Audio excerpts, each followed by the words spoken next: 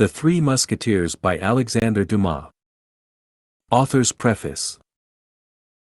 In which it is proved that, notwithstanding their names ending in OS and IS, the heroes of the story which we are about to have the honor to relate to our readers have nothing mythological about them.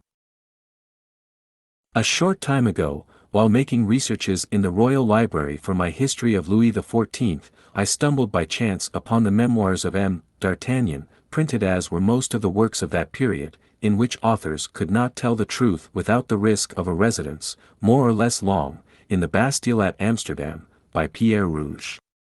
The title attracted me, I took them home with me, with the permission of the guardian, and devoured them. It is not my intention here to enter into an analysis of this curious work, and I shall satisfy myself with referring such of my readers as appreciate the pictures of the period to its pages. They will therein find portraits penciled by the hand of a master, and although these squibs may be, for the most part, traced upon the doors of barracks and the walls of cabarets, they will not find the likenesses of Louis XIII, and of Austria, Richelieu, Mazarin, and the courtiers of the period, less faithful than in the history of M. Anquetil. But, it is well known, what strikes the capricious mind of the poet is not always what affects the mass of readers. Now, while admiring, as others doubtless will admire, the details we have to relate, our main preoccupation concerned a matter to which no one before ourselves had given a thought.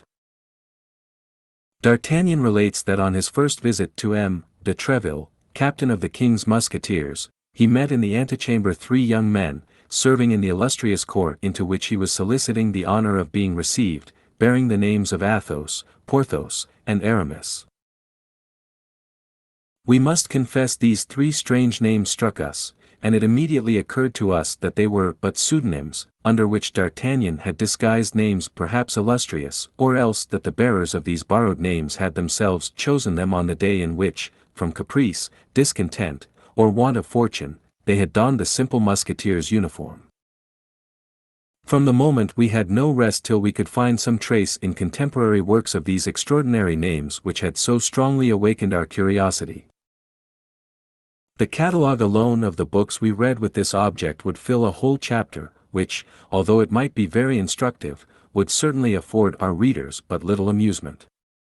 It will suffice, then, to tell them that at the moment at which, discouraged by so many fruitless investigations, we were about to abandon our search, we at length found, guided by the counsels of our illustrious friend Paul in Paris, a manuscript in folio, endorsed 4772 or 4773, we do not recollect which, having for title, Memoirs of the Comte de la Fere, touching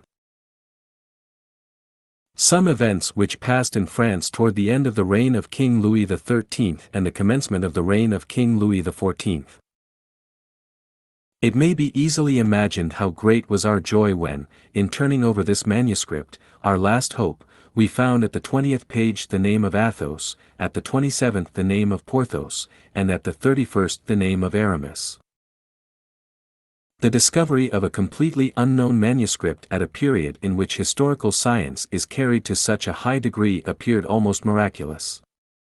We hastened, therefore, to obtain permission to print it, with the view of presenting ourselves someday with the pack of others at the doors of the Académie des Inscriptions et des Belles Lettres, if we should not succeed, a very probable thing, by the by-in gaining admission to the Académie Française with our own proper pack.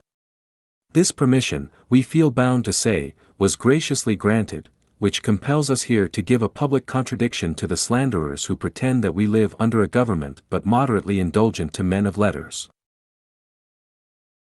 Now, this is the first part of this precious manuscript which we offer to our readers, restoring it to the title which belongs to it, and entering into an engagement that if, of which we have no doubt, this first part should obtain the success it merits, we will publish the second immediately.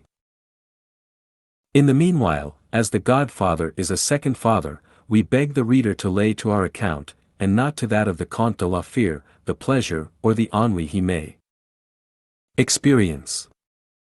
This being understood, let us proceed with our history. Thank you for watching. We are dedicated to curating literature into some of the best read-along audiobooks anywhere. Please support the channel by clicking like and subscribe. As our supporters grow, we will be able to improve the quality of our publications, add better voices, and make more great books available to our viewers. If you have any requests, feel free to message us anytime. ultimateaudiobooks.com